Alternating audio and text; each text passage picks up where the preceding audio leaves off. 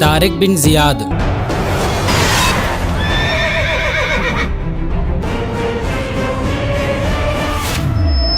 ایک ایسے جنگجو کی جن کا نام اتہاس کے سنہرے پنوں میں ہمیشہ کے لیے درج کر دیا گیا۔ طارق بن زیاد اسلامی اتہاس کے ایسے جنگجو ہیں جو 12,000 کی فوج لے کر دشمنوں کے ہی علاقے میں گھس کر 1,00,000 کی فوج کو ڈیفیٹ کر کے اسپین کو فتح کر لیا۔ لیکن یہ جنگ ہوئی کیوں؟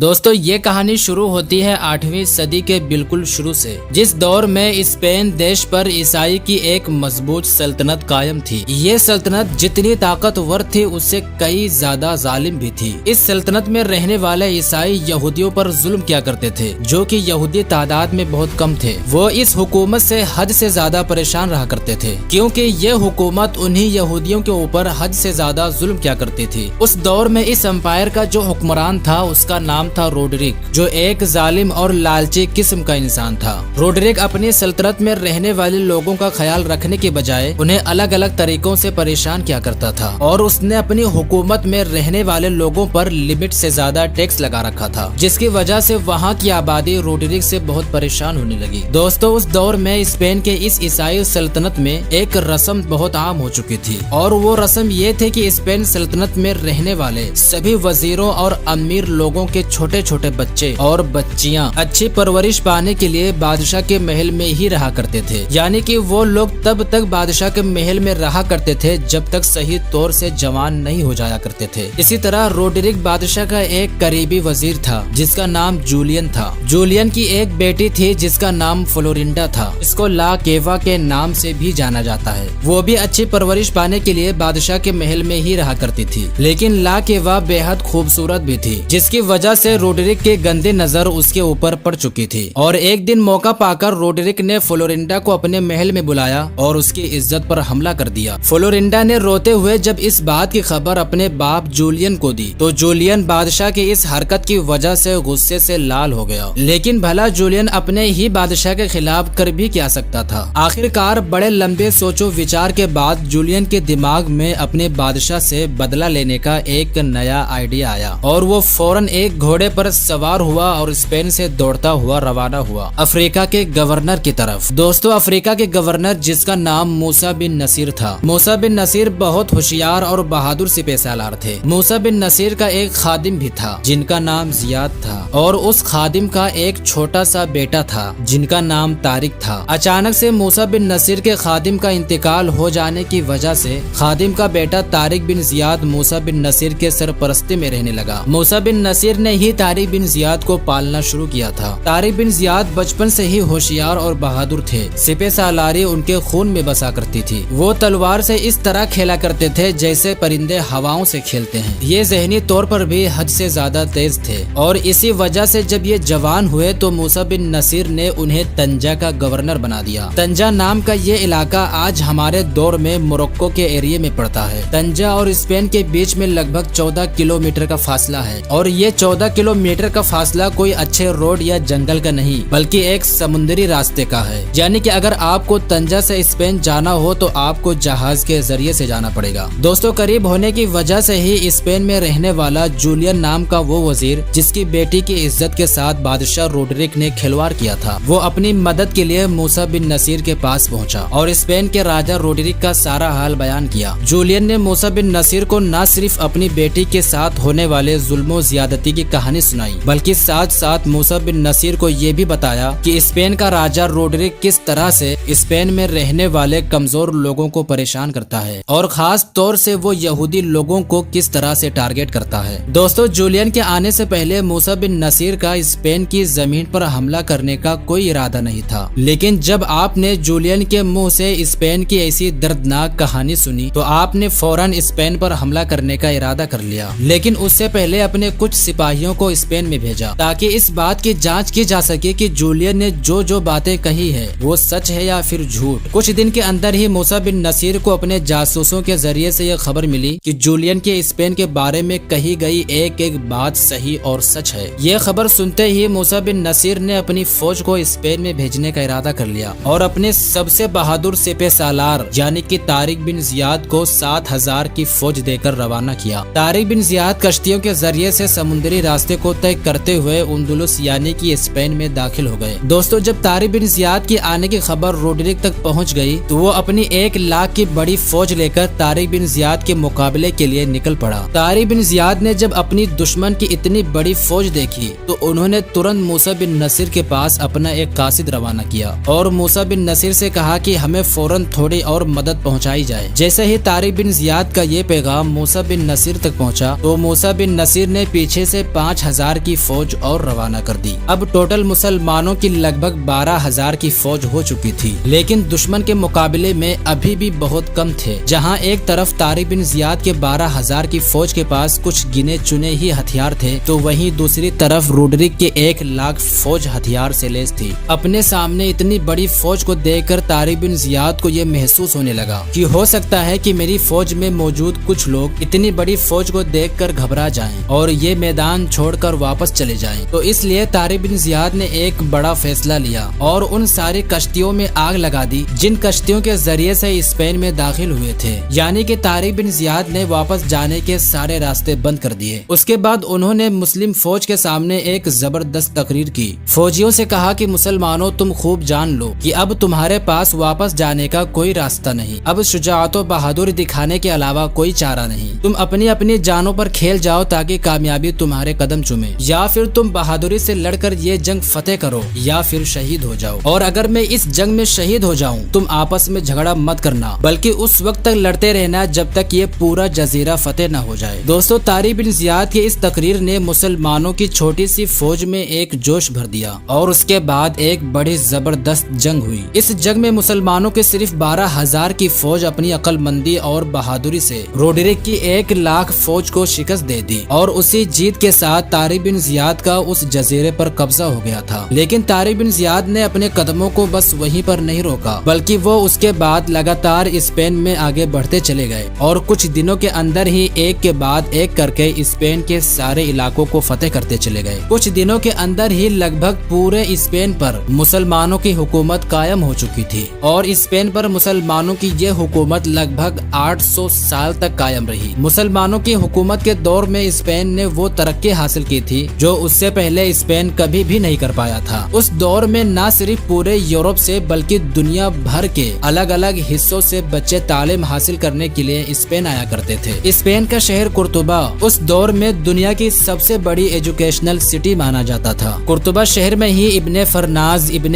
رشد اور الظواہری جیسے بڑے بڑے ویگیانک پیدا ہوئے اور مسلمانوں کی حکومت میں اسپین میں غیر مسلم بھی بڑے امن اور سکون کے ساتھ رہا کرتے تھے۔